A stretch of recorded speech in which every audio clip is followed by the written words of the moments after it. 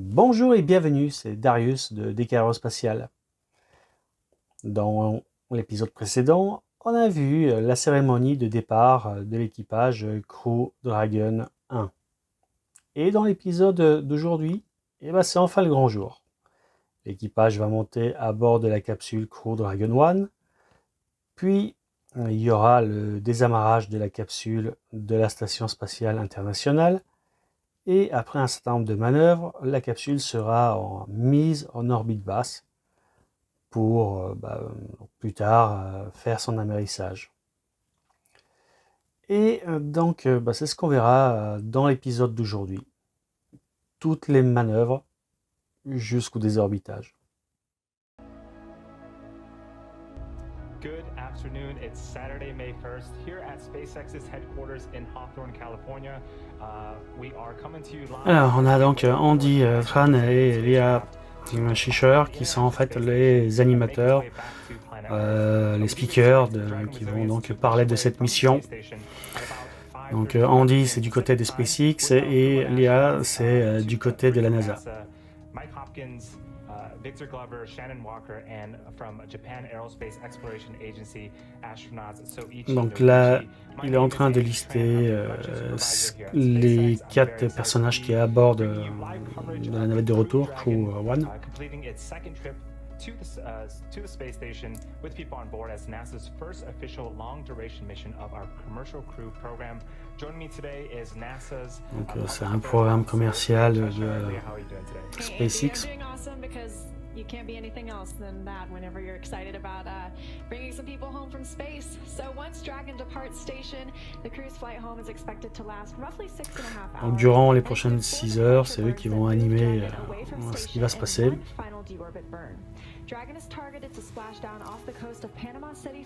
Et donc l'amérissage est prévu dans le golfe de Mexico. Enfin, golfe du Mexique plutôt. Now, the crew have been up there for quite a while. The mission began on November 15th of last year. Donc, là, c'est une personne de la NASA qui parle, une autre, de Houston. Elle a fait une annonce. Et donc là, on voit le japonais qui va rentrer, se préparer pour entrer à bord de la capsule. Et donc c'est le deuxième japonais, celui qui est arrivé à bord de Crew 2, qui l'aide à s'habiller. Parce que forcément en apesanteur c'est un peu compliqué. Donc là ils sont toujours à bord de l'ISS.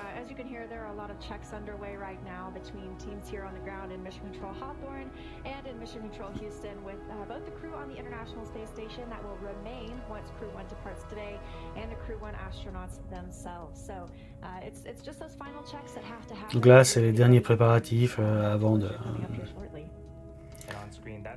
préparatifs et vérifications avant de monter donc à bord de la capsule de retour. Donc les derniers adieux des deux japonais. Les dernières photos. Et donc le dernier au revoir à ceux qui restent à bord de la station.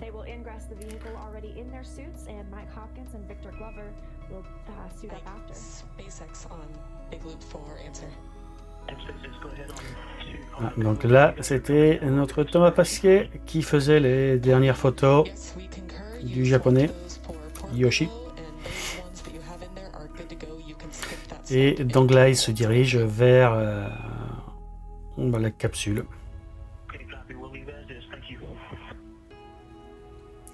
Donc il y a encore les membres de l'équipage du Crew 2 qui sont ici. D'ailleurs, sur le panneau bleu, on voit plein d'autocollants, donc c'est les autocollants des différentes équipes. Ah, donc là, Mike Hopkins. Donc c'est un colonel de l'US Air Force. Donc c'est à bord du Crew 1 de la capsule, ce sera le commandant de bord.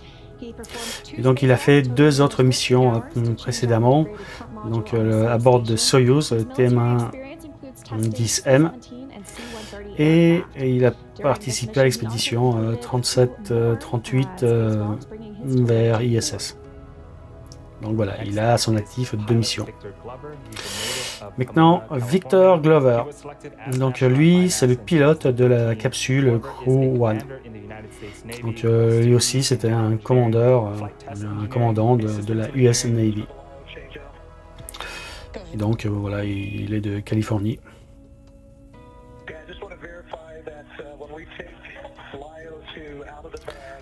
Donc là, on voit pas les autres astronautes, donc soit on les verra, soit ils sont déjà à bord de la capsule. Donc là, on a voilà, on voit 2 ou 3 personnes ici sur l'image. Donc Thomas Pesquet, le deuxième japonais. Et donc on imagine que derrière ce SAS, il y a l'accès à la capsule. On screen is Thomas Pesquet talking, who is off screen with Aki Yoshide. Voilà, et Aki, c'est le deuxième japonais.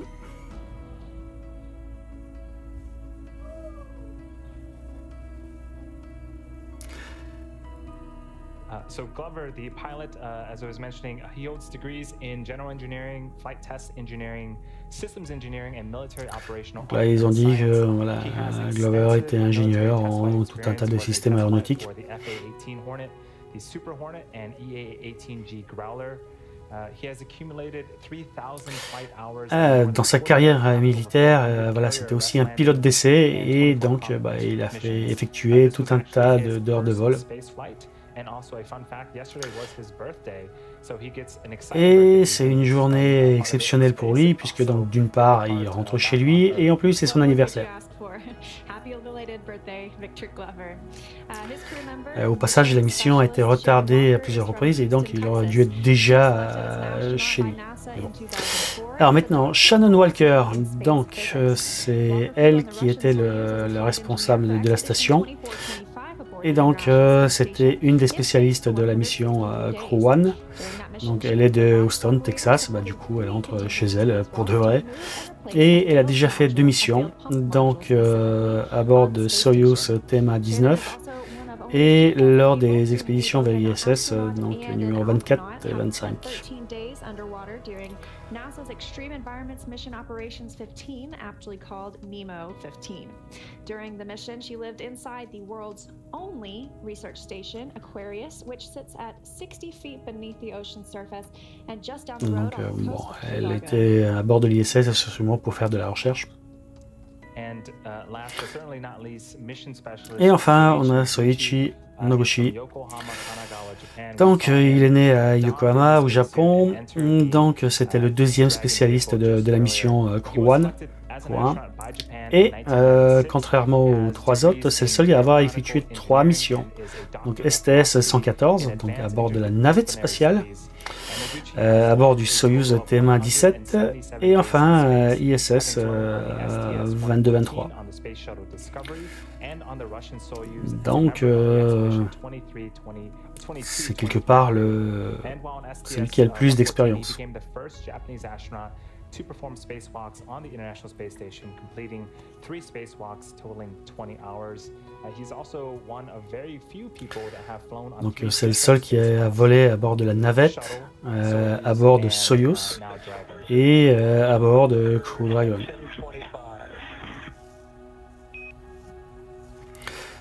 Donc là, on voit qu'ils sont tous les 4 déjà à l'intérieur de la capsule. Et donc le Shannon qui est au premier plan, l'Egon, et au fond on voit donc le japonais, donc Yoshi.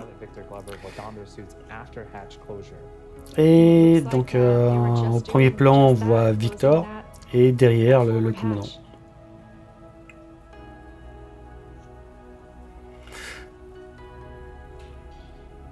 Et donc ils sont en train de faire des choses sur les panneaux de contrôle. Donc voilà, donc il y a 3 énormes écrans. So what Mike and Victor are wearing are essentially comfort garments.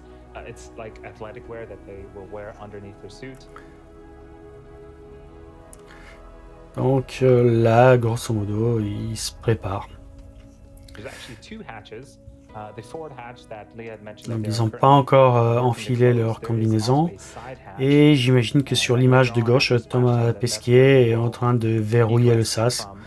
Donc il y aura toute une procédure pour vérifier qu'il n'y a pas de fuite, de dépression d'un côté et de l'autre du sas et ainsi de suite. Et on voit les astronautes voilà, donc, bien notés sur leur tablette, accrochés à leur... donc en fait là c'est Shannon qu'on voit au premier plan, en train de vérifier sûrement une checklist sur la tablette.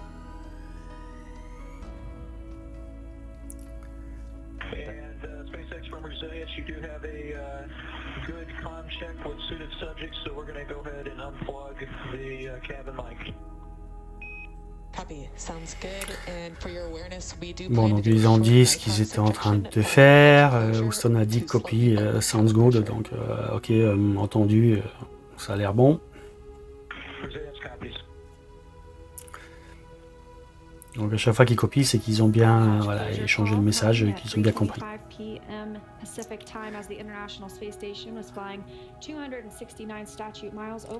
Donc c'est une manière de dire c'est bon, j'ai compris. We also heard the call that they have good comms in their suits. Again, as Leah mentioned, there's an umbilical on the right thigh of the suit that will give the suit all the avionics and electronics they need, including the comms. It also provides air and gases. Later on, as you know, the Dragon's capsule re-enters the Earth's atmosphere, it gets les capsules évidemment sont autonomes en électricité, en air, donc il y a des générateurs qui régénèrent l'air. Au passage, lors de l'entrée dans l'atmosphère, il va faire chaud dans la capsule et donc les vêtements sont refroidis. Alors donc là on a la personne de SpaceX. Et donc ici on voit l'image de la capsule. Alors l'image elle est de pas très bonne qualité, hein. C'est par rapport aux images qu'on a vues dans Crew One.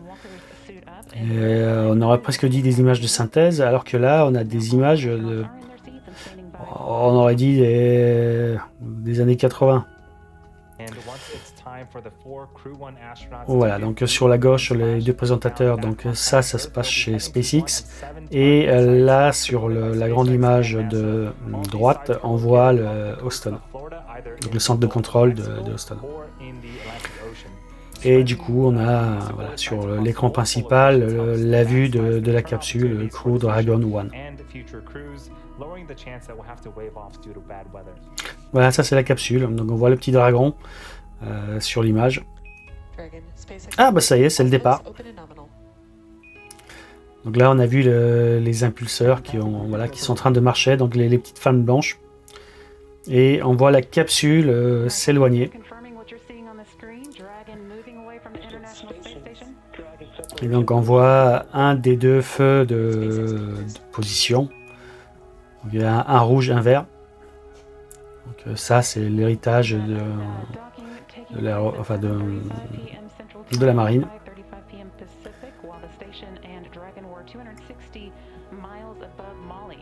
Et ben on voit que ça pétarde dans tous les sens. Donc évidemment avant la séparation, donc il y a un système de 12 crochets. Ils ont ils ont déjà déverrouillé, donc déjà fermé tous les sas, égalisé les pressions et températures, blablabla. Après donc ils ont déverrouillé les 12 crochets. Et après donc il y a un deuxième système d'amarrage, donc les 12 crochets c'est le hard et il y a un qui est plus soft. Et donc là quand on a vu les impulseurs, c'est que déjà la navette était déjà pratiquement lâchée. Et voilà, donc comme je parlais tout à l'heure, donc je disais qu'il y avait deux feux de signalisation, donc un vert, un rouge, pour savoir où est le côté droit du côté gauche de la capsule. Et la petite lumière au plein milieu entre les deux feux qui clignotent, c'est justement pour mesurer l'éloignement de la capsule par rapport à l'ISS. Et les deux ronds blanc illuminé, c'est les 2 hublots de la capsule. Donc voilà, donc on a sur la droite les 2 hublots. Ensuite sur la gauche on a les 2 feux de position gauche-droite. Et la petite lumière qui clignotait, c'était pour vérifier l'alignement de la trajectoire de la capsule. Donc là, elle s'éloigne de plus en plus.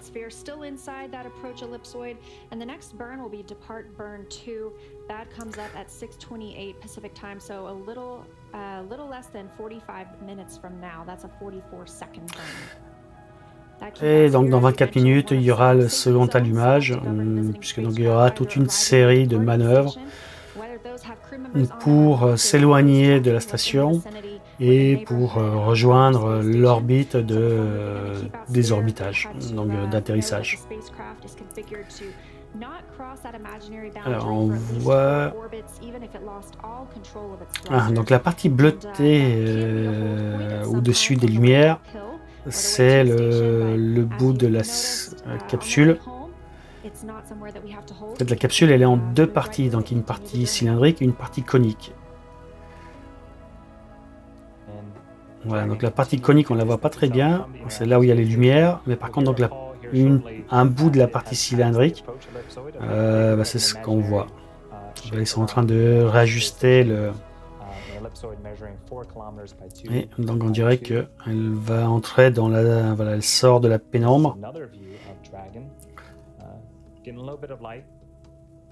Donc la partie cylindrique, là où il y a les petits ailerons, c'est donc d'un côté elle est blanche et de l'autre côté elle est noire, et donc c'est pour ça qu'il y a un bout qu'on voit pas, outre le fait que la lumière tombe d'un côté.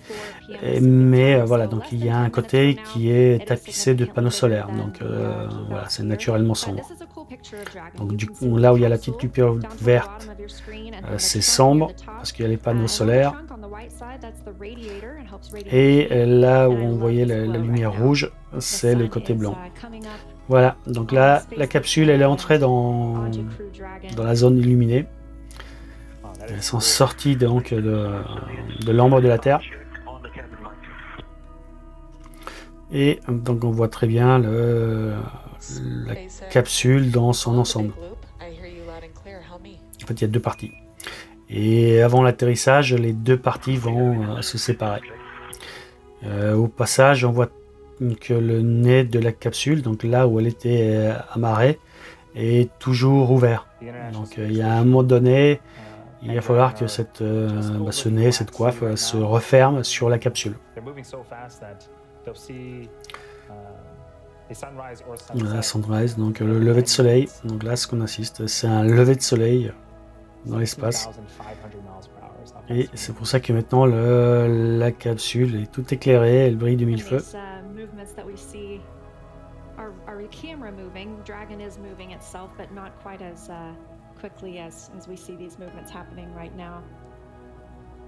And just a few weeks ago, this crew and this vehicle had a bit of practice. On the first week of April, the crew had donned their spacesuits, got entered the vehicle, and undocked and relocated. Et donc disent qu'au mois d'avril, quelques semaines avant, ils avaient fait un essai de désamarrage et de réamarrage.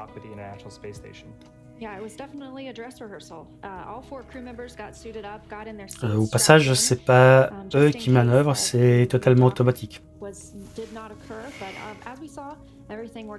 Donc voilà, le pilote, tout ce qu'il fait, c'est de la surveillance. Il ne pilote pas vraiment cette capsule. Elle se dirige tout seul, selon un plan de vol qui a été préenregistré. And now that the zenith-facing or space-facing port is empty, SpaceX commercial resupply. Donc là, ils ont dit que Crew Dragon 2 elle était vide, parce que forcément son équipage est à bord de l'ISS.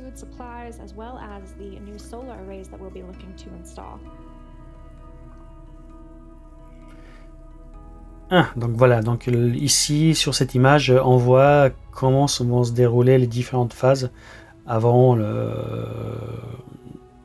l'atterrissage. Donc déjà, il faut qu'elle s'éloigne de la station ISS, qu'elle se mette sur la bonne orbite.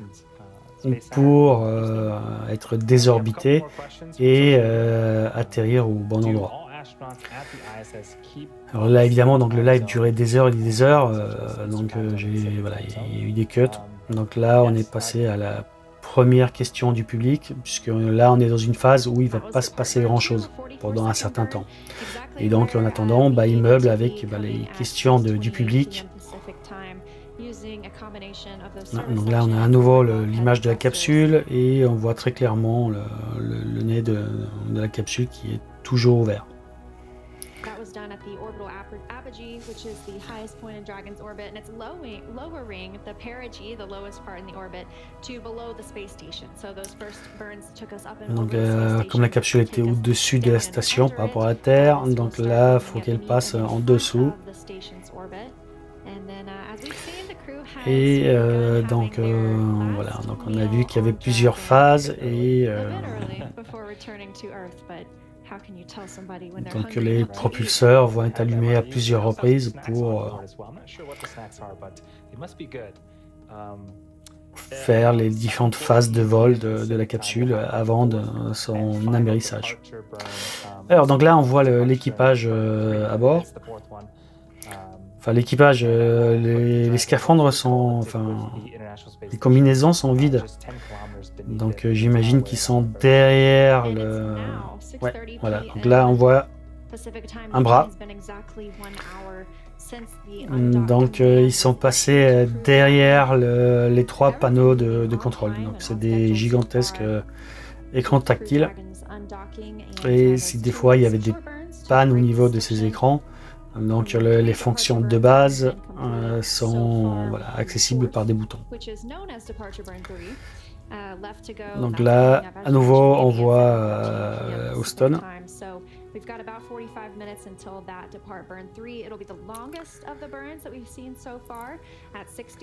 Donc, quand on voit les bureaux de SpaceX, c'est là où il y a 2 ou 3 moniteurs par opérateur. Et côté Houston, quand on regarde, c'est plutôt 5 ou 6 écrans par personne. The crew has again begun eating their last meal in space before returning home. Next up, we are awaiting the fourth and final departure burn, departure burn 3. On voit la petite tête de dragon, le logo de la capsule. We used a combination of service section and the forward bulkhead thrusters, again lasting about a minute, 61 seconds. This will circularize Dragon's orbit and put it roughly close. Donc là, il est en train d'expliquer que l'orbite doit être circularisée avant d'attaquer la descente sur Terre. Et là, c'est la deuxième communiqué de presse qui va parler. Donc c'est Brandy Dean, NASA Communications.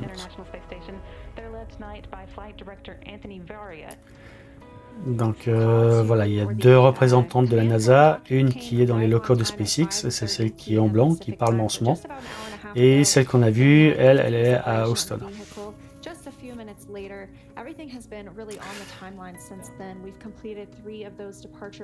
Et donc là, tout s'est passé dans les temps, exactement à l'heure prévue, et donc là, il détaille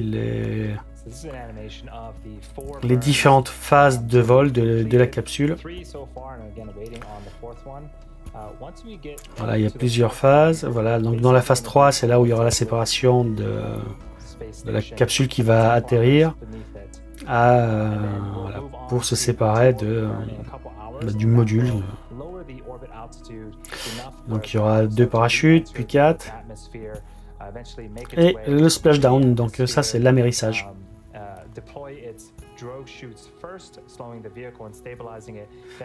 Là, il parle des parachutes. Les 2 premiers parachutes vont stabiliser la capsule. Et quand elle sera stabilisée, c'est là où ils vont sortir les parachutes principaux, les 4. Donc là, vu la vitesse laquelle le cours, donc c'est évidemment une vidéo accélérée. Et donc d'un côté, on voit la station ISS, donc la station internationale spatiale. Et sur l'image de gauche, on voyait les locaux de SpaceX. Et donc là, on a une petite séquence de la station. Et donc, petit détail bien mis en valeur, c'est le mot Canada qui est là sur le bras articulé. Donc c'est la contribution de l'agence canadienne au projet international. Et là, ce qu'on a vu sortir, c'était un des panneaux solaires. Donc il y en avait 8. Et donc la station, c'est une collaboration internationale. Donc pour le bras robotisé, c'est les Canadiens. Une bonne partie de la station, c'est les Américains, puis les Russes. On a vu 2 Japonais, donc les Japonais ont contribué aussi. Et évidemment Thomas Pasquier, un représentant de l'ESA, donc l'ESA.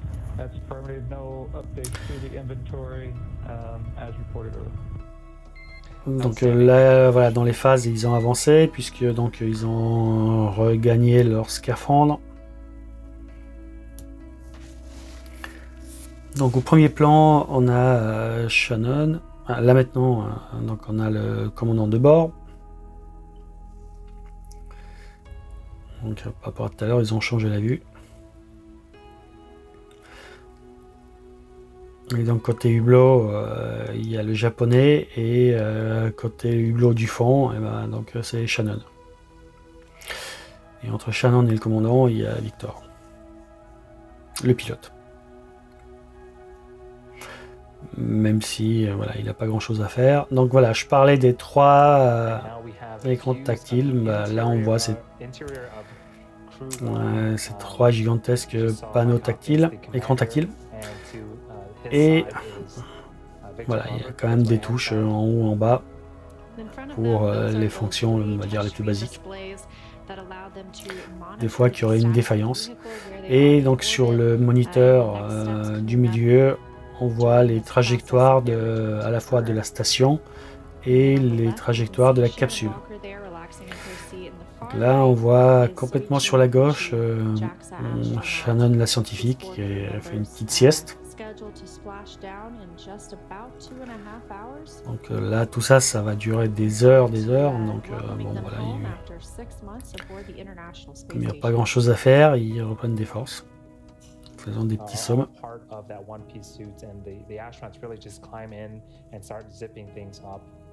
The helmet itself is made of 3D printed nylon, and that white material on the exterior is bleached Teflon, and there are also some gray pads as well, and that is Nomex, which is related to nylon, but it has a couple of different properties, some chemical resistance as well as temperature resistance.